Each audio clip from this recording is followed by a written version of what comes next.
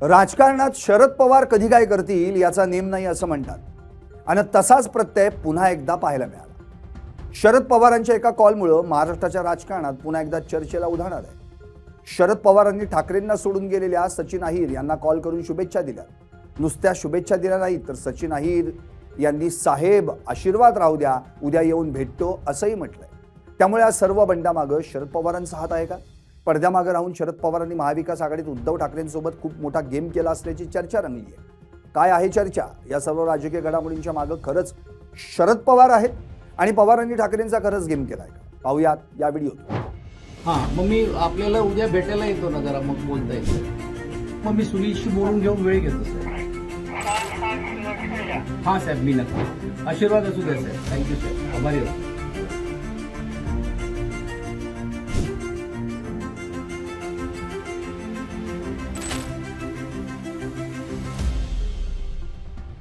नमस्कार, मी संदीप आणि तुम्ही पाहता एलएस मराठी। साहेब आशीर्वाद राहू द्या, सचिन अहिरांना पवारांचा फोन।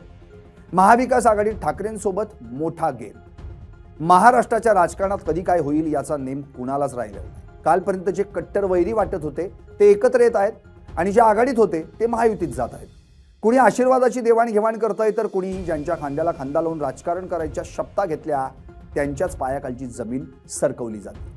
शिवसेना उद्धव बाळासाहेब ठाकरे पक्षाचे निष्ठावंत मानले जाणारे आमदार सचिन अहिरांनी 2 दिवसांपूर्वीच अचानक पलटी मारत उपमुख्यमंत्री एकनाथ शिंदे यांच्या शिवसेनेत जाहीर प्रवेश केला। महायुतीनं त्यांना थेट विधान परिषदेच्या उपसभापती पदाचा बहुमान दिला आणि त्यांची निवडही बिनविरोध झाली। या सर्व गदारोळात सर्वात मोठा राजकीय विळखा कुठं पडलाय तर तो म्हणजे शरद पवार यांनी थेट सचिन अहिर यांना केलेल्या फोनमुळे।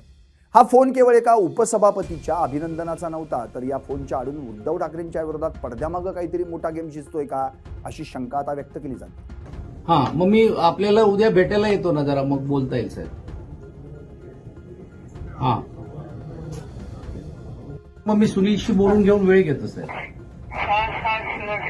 हां साहेब, मी नक्की येतो साहेब। आशीर्वाद असू द्या साहेब। थँक्यू साहेब, आभारी आहोत साहेब, आभारी आहोत। सचिन अहिर यांची विधान परिषदेच्या उपसभापतीपदी बिनविरोध निवड जाहीर होताच आज शरद पवार यांनी थेट अहिरांच्या मोबाईलवर संपर्क साधला। फोनवर बोलताना शरद पवारांनी सचिन अहिर यांचं अभिनंदन केलं आणि नव्या घटनात्मक पदासाठी शुभेच्छा दिल्या। त्यावर सचिन अहिरांनी जी साहेब, आशीर्वाद असू द्या साहेब, थँक्यू साहेब, मी फार आभारी आहे, मी उद्याच आपल्याला प्रत्यक्ष भेटायला येतो ना, मग समोरासमोर बोलता येईल साहेब असं म्हटलं।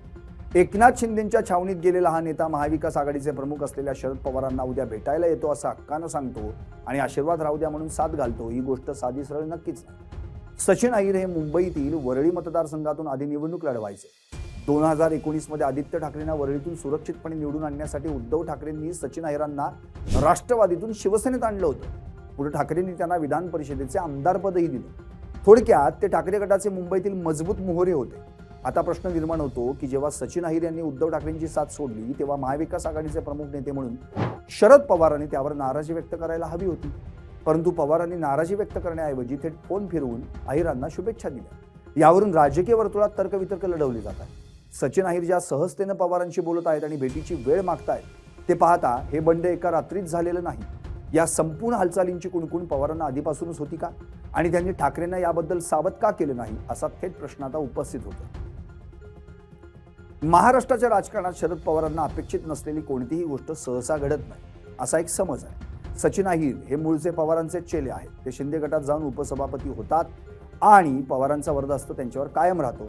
यावरून ठाकरेंना मवियामध्येच एकटे पाडण्याचा हा एखादा छुपा अजेंडा तर नाही ना अशी भीती ठाकरे गटात पसरते। एकदा का उपसभापती पदावर निवड झाली की आमदाराला पक्षांतराच्या अंतर्गत अपात्रतेपासून कायदेशीर संरक्षण मिळतं।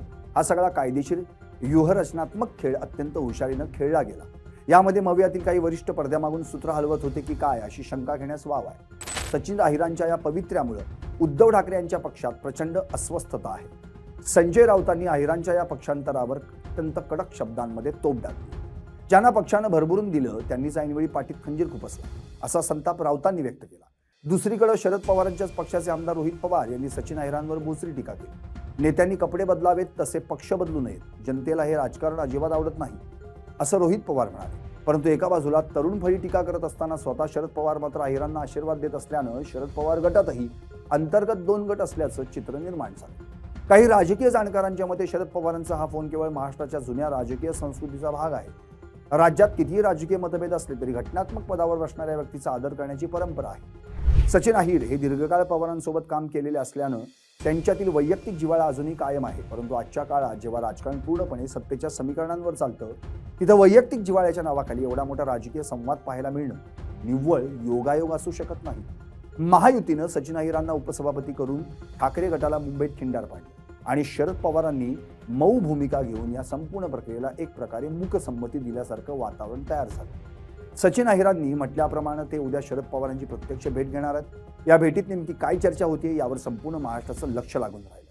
हा फोन केवळ सदिच्छा भेट ठरतो की यातून उद्धव ठाकरेंविरोधातील ऑपरेशन टायगर किंवा नव्या राजकीय समीकरणांची नांदी होते हे येणारा काळच ठरेल। परंतु सध्याच्या घडीला या फोन कॉलनं महाविकास आघाडीच्या ऐक्यावर आणि विश्वासावर मोठं प्रश्नचिन्ह उभं केलं।